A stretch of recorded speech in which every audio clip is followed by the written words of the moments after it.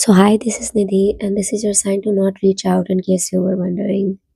Anyway, I wrote this piece a few days ago inspired by how oftentimes we need reminders of why we chose to lose contact or why we chose to distance ourselves from certain people, situations, circumstances, or experiences, and why we chose to embrace this distance and silence that exists between us and them, than choosing to spend time with them. Because nostalgia has this way of making good things seem better, and way of making you believe that the good times are worth losing yourself in them, but it they weren't. There is nothing that is worth losing yourself into.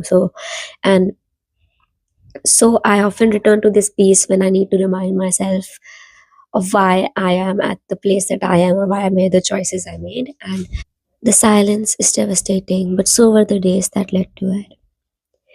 Where there used to be an open wound, now your skin has stitched itself back again. But remember the thousand blood-stained bandages you had to throw away, and the new dressings you had to replace every day. The flowers are still kept in boxes, but in a drawer that you rarely unlock, for they have withered and dried away. You read old poems to decode how you were concealing a familiar ache in metaphors about love.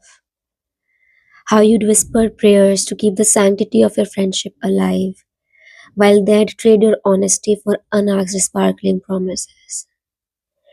There's a reason you have that phone number memorized, but not as your emergency contact. You see the keychains, charms with their initials engraved in an airport shop, but you don't scan their barcode. For you know some things are only meant to be remembered, not kept. When your sorrow was melting into your mother's arms, the only thing they had to offer were polished affirmations just so you don't leave. How the quietness of your mind was used to tame your instinct, so you don't know why you always imagined a light on the other side of this grave. Before you get lured by sweet recollection of old memories, remember how their composure expired by one trigger. How they stayed up wanting to learn about your crooked beliefs so they can spill their venom through the gaps in between. How you stayed up all night, laying your heart raw, while they stared at it cluelessly, watched it decay, then have a stain of your blood on their washed off shirt. Before you believe in second chances or hundredth, believe in their bitter weaponization of your weakness.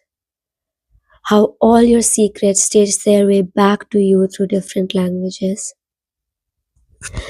I know this silence rots the insides of your loneliness.